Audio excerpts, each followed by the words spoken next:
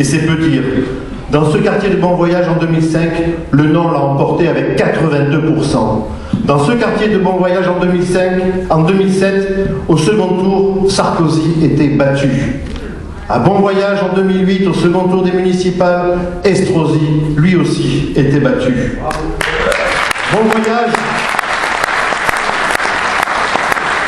est un des quartiers populaires, les plus populaires de Nice, qui subit malgré lui, non pas la double peine, ni la triple, mais la quadruple peine. Sarkozy, président, Estrosi, maire, Ciotti, député, Candel, conseiller général. Une liste pour le moins calamiteuse. L'un est président des riches.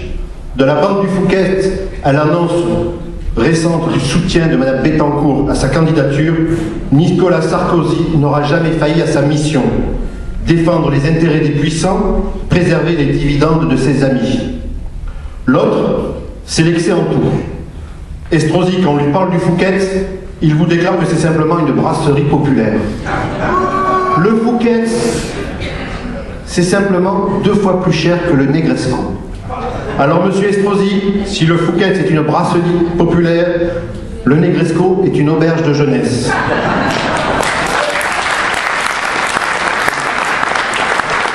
Estrosi, quand on lui parle des préoccupations des Niçoises et des Niçois, il nous sort un discours de plus d'1 heure pour nous expliquer qu'il n'y a pas plus social que lui, ni plus écologiste. Presque, il en viendra vouloir nous faire croire que grâce à lui, la planète tourne. En réalité, si Sarkozy est le président des riches, Estrosi, c'est le ministre de la casse de notre industrie. C'est sous son ministère qu'auront été supprimés le plus grand nombre d'emplois dans l'industrie. Ciotti, lui, c'est le grand spécialiste de l'UMP en matière de sécurité. Mais à défaut de s'en prendre aux gros trafiquants qui dirigent les réseaux, à défaut de chercher à faire payer les entreprises responsables de 80% de la fraude sociale, Ciotti s'est fait une spécialité. S'en prendre aux petits, aux plus faibles, pour les enfoncer toujours plus. À l'image des familles les plus en difficulté, souvent des femmes seules, avec des enfants et des petits salaires. Au lieu de les aider à sortir des difficultés, on leur supprime les allocations, les plongeant dans une précarité plus grande. S'en prendre aux plus faibles pour faire croire que la République est forte, M. Ciotti, c'est pitoyable. Qu'attend à Candel que celles et ceux qui l'ont vu ces 6 derniers mois le signalent, car il semble qu'il a disparu du quartier. Voilà des hommes qui décident de notre avenir, qui nous imposent leur choix, qui nous font la leçon, qui nous culpabilisent en nous expliquant que nous coûtons trop cher, qu'il faut faire des efforts, qui n'ont d'autres mots à la bouche que compétitivité des entreprises, rentabilité, baisse des charges, profit et dividendes. Souvenons-nous, les mêmes, il y a quelques années, ils nous faisaient déjà de grands discours sur le thème « Il n'y a pas d'argent ». Quand on demandait à la réhabilitation des HLM, désolé, il n'y a pas d'argent.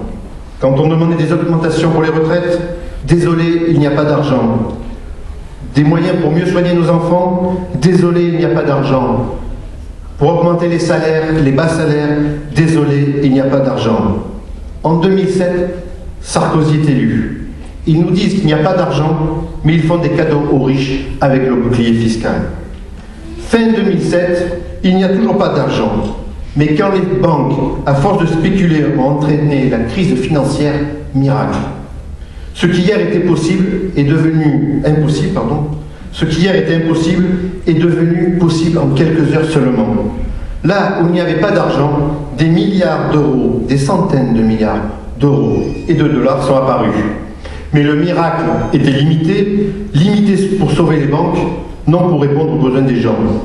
Sauver ceux-là même qui, à force de mentir, de tricher, de voler, sont responsables de la crise. Pendant cette période, ils continuent de faire des cadeaux aux riches et de leur garantir les profits. C'est la réduction de l'impôt sur les grandes fortunes et tout le reste. En 2011, l'année dernière, affolement général, car cette générosité qui profite aux puissants a un coût, c'est l'ampleur de la dette publique. Cette dette publique, on nous dit que nous en sommes responsables. C'est toujours la même technique, on vise à essayer de nous culpabiliser. Une fois les banques privées sauvées, et avec elles les dividendes versés aux actionnaires, il a bien fallu présenter la note à quelqu'un. Il a bien fallu demander à quelqu'un de faire des efforts. Alors, vers qui se sont-ils tournés? Les riches, les puissants, c'est même pas la peine d'y penser.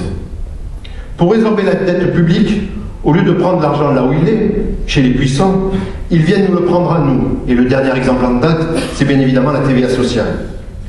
Nous ne sommes pas responsables de la crise, mais c'est à nous qu'ils imposent de la payer.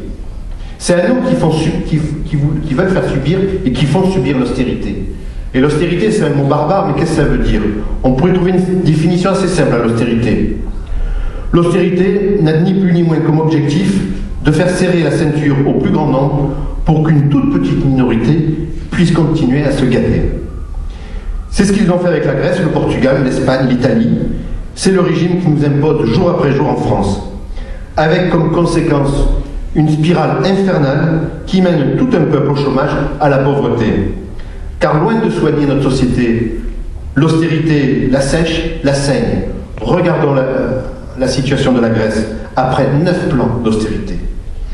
Et à force de presser toujours les mêmes, la très grande majorité consomme moins, limite les achats, économise surtout, même sur la nourriture.